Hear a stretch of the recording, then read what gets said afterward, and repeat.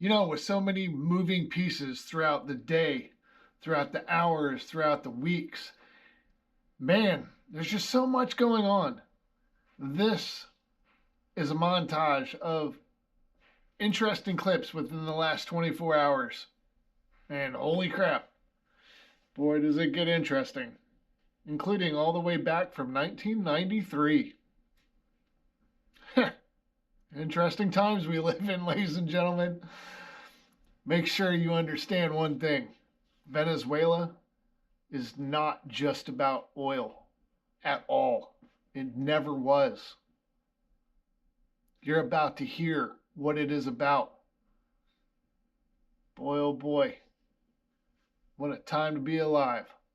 I sure hope that people are in where they need to be able to do what they need to do to finally hold people accountable. Ladies and gentlemen, these are very important clips, and I hope to goodness that you watch them all. ICE raids, controversial. Always have been, always will be. Not really. I think when Obama was doing it, wasn't controversial. It certainly you guys is. did right along with it. ICE should not be able to storm houses of worship, hospitals, and schools. That's common sense. That relates to protocols that exist for every other law enforcement agency in the country. ICE should have a use of force standard. None currently exists. Democratic's Tennessee State Representative Justin Jones is with us. All right, Justin, thank you for being here. Appreciate your time. Now I got a question. On the screen, I'm going to scroll the victims. You live in Tennessee. You're a state rep in Tennessee, correct?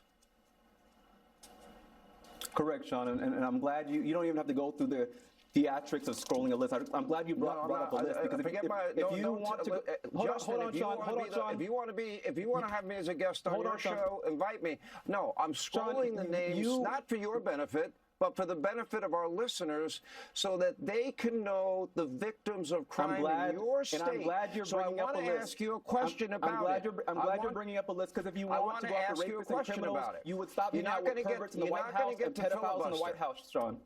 Justin, you're not going to get the filibuster. I have a question. On here. I have a question. I'm scrolling the names of victims of violent crime. By the way, homicide, rape, sexual assault of are you going through Trump charges, or and sodomy, are you going through Trump charges and drugs?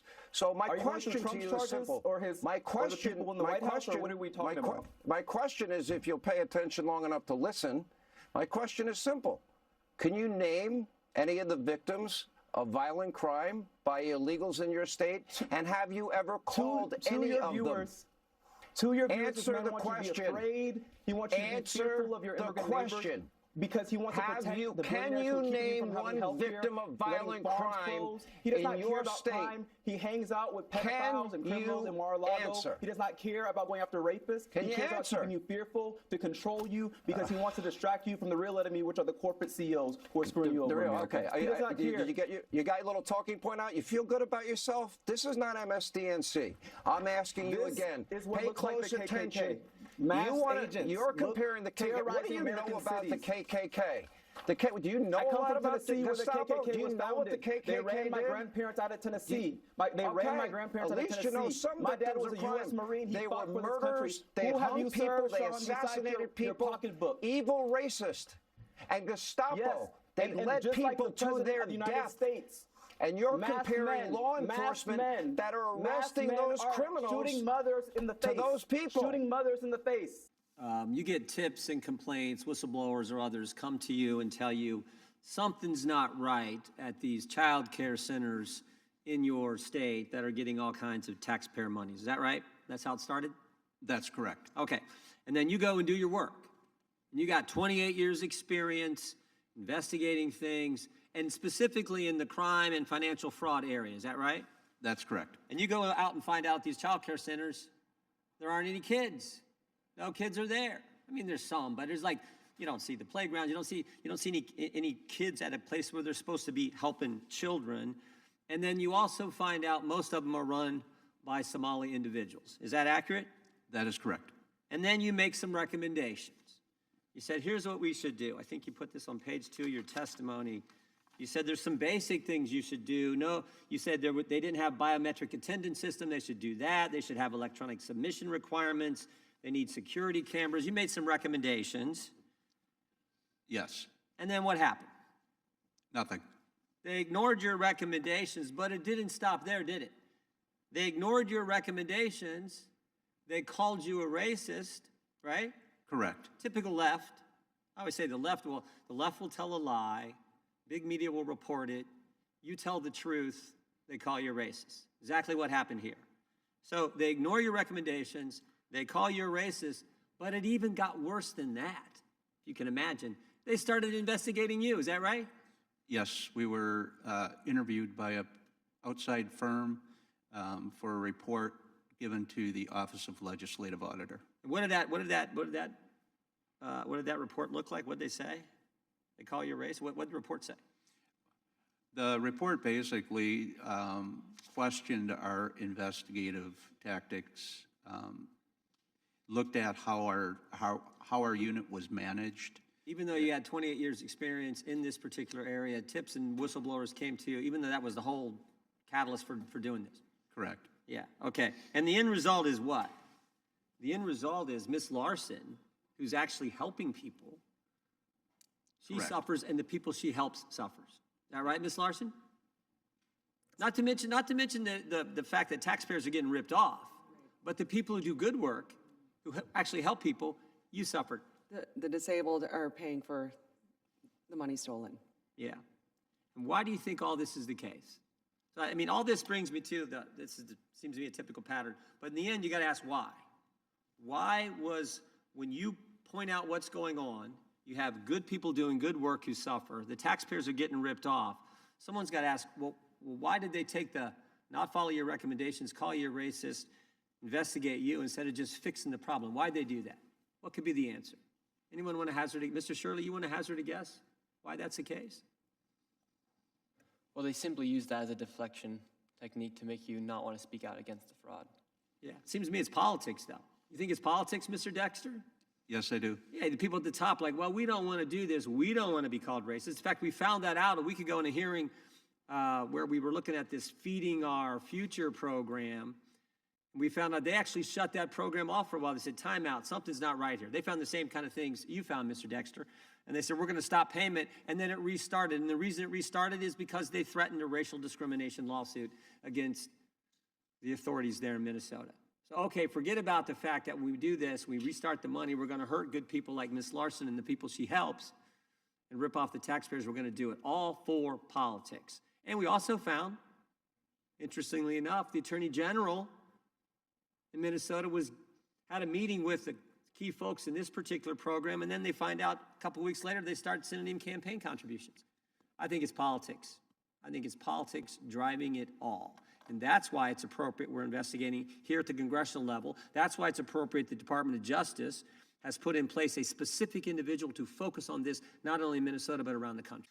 Yeah, I have a particular interest in California, being from that state, and we know that there's been a lot of fraud. There was $32.6 billion that's been confirmed in unemployment insurance fraud.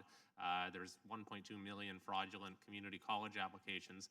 Have you gotten any sense, or have you seen any signs there that sort of are similar to what aroused your suspicions in Minnesota?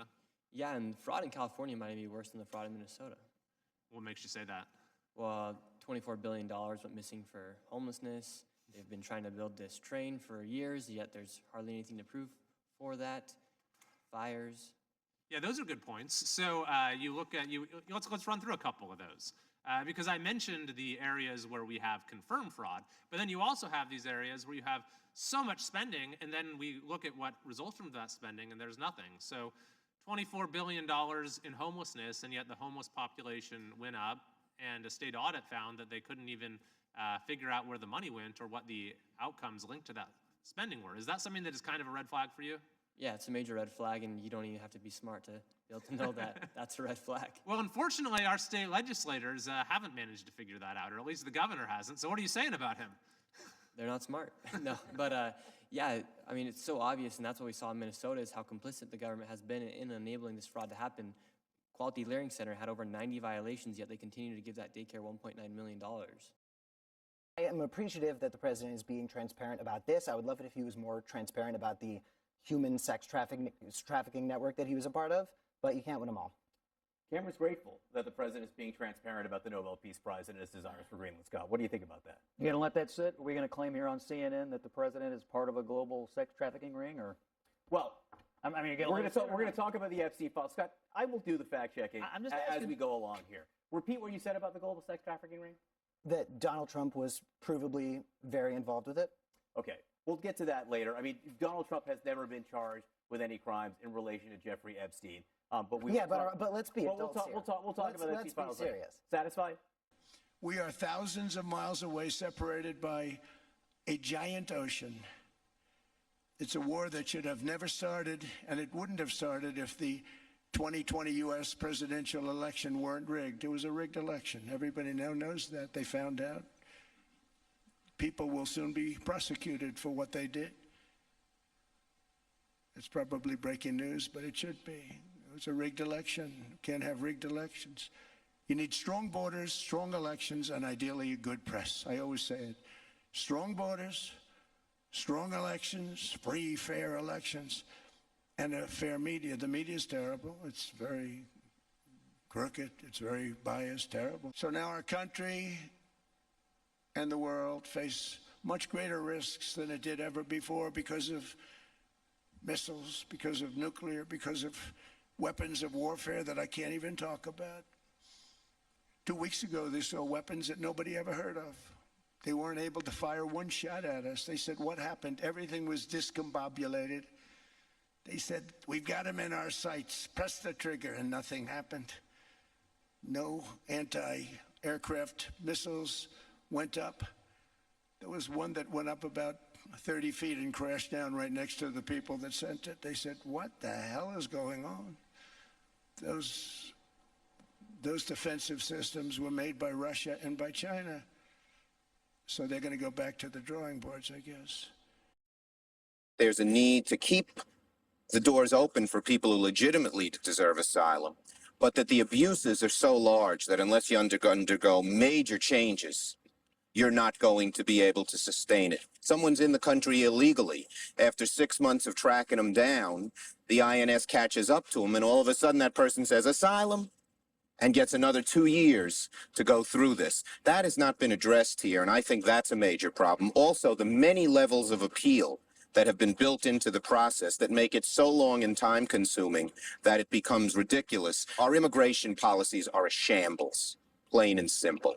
And the word has gone out from one corner of the globe to the other that not only is there a legitimate policy, but there's a policy that's wide open to abuse.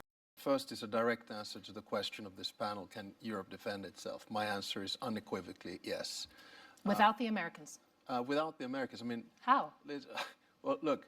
But you're relying on them for these key elements. How would you do it at scale and at duration and at intensity? With an assumption that the United States would cut off completely any kind of work. Yeah. Well, if we look at the defense composure of Europe by and large, in a country like Finland, so how do we do it? We have conscription. 1 million have done it. We can mobilize 280,000 soldiers within weeks. We have 62 F-18s. Your next question is going to be, do they fly without Americans? No, they don't. But do we trust that they will continue to fly because it's in the interest of America to do so? Yes. We just bought 64 F-35s. We have the biggest artillery in Europe together with Poland.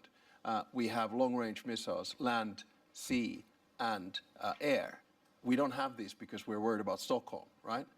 So the bottom line is that if you ask me the question that can the Finnish military defend itself against a Russian attack, the whole defense posture of the way in which you do it, yes, we can.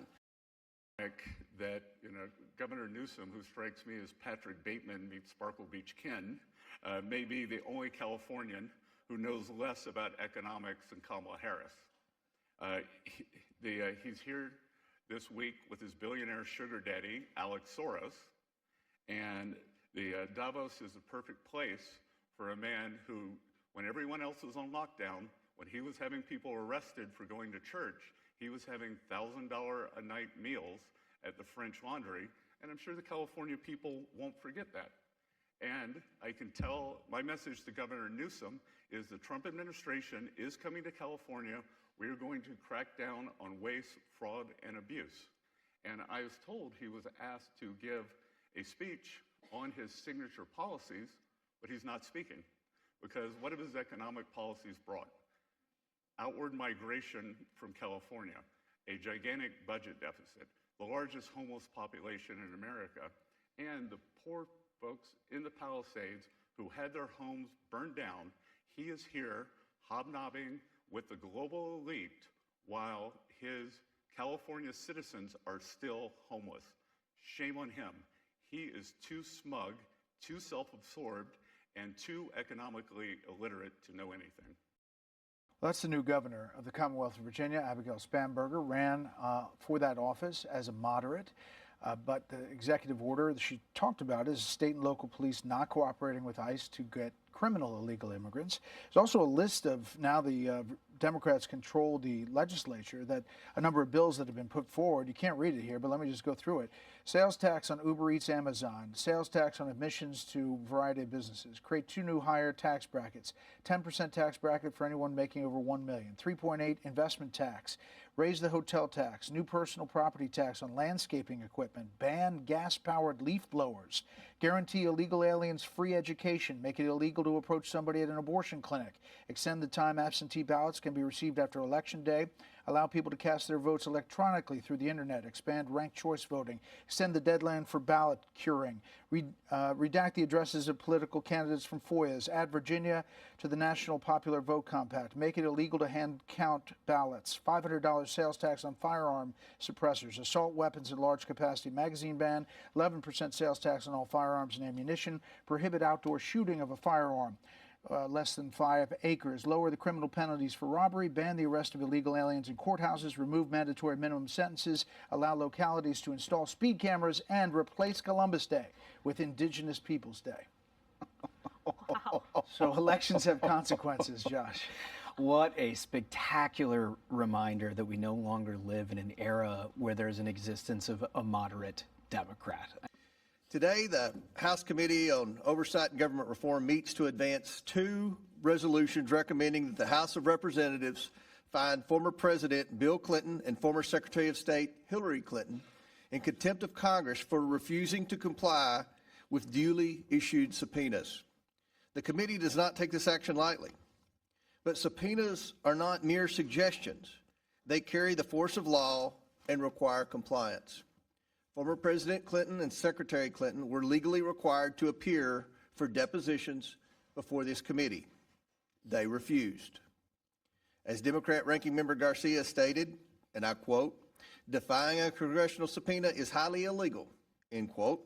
He also stated, and I quote, "No one is above the law." Actions have consequences. 6 months ago, Republicans and Democrats on the House Oversight Committee's Federal Law Enforcement Subcommittee unanimously approved deposition subpoenas for the Clintons by voice vote as part of our investigation into the federal government's handling of the Jeffrey Epstein and Ghislaine Maxwell criminal cases. More than 5 months ago, I issued those bipartisan subpoenas. The Clintons' testimony is critical to understanding Epstein's sex trafficking network and the ways he sought to curry favor and influence to shield himself from scrutiny. Their testimony may also inform how Congress can strengthen laws to better combat human trafficking. Since issuing the subpoenas, this committee has acted in good faith. We've offered flexibility on scheduling. The response we received was not cooperation, but defiance, marked by repeated delays, excuses, and obstruction. The Clintons claim they have been treated unfairly because this committee accepted written statements under penalty of perjury from former U.S. Attorneys General Holder, Lynch, Sessions, and Garland, as well as former FBI Director Comey. Those written statements were accepted because none of those officials recalled information relevant to the Epstein investigation, nor did they have personal relationships with Epstein.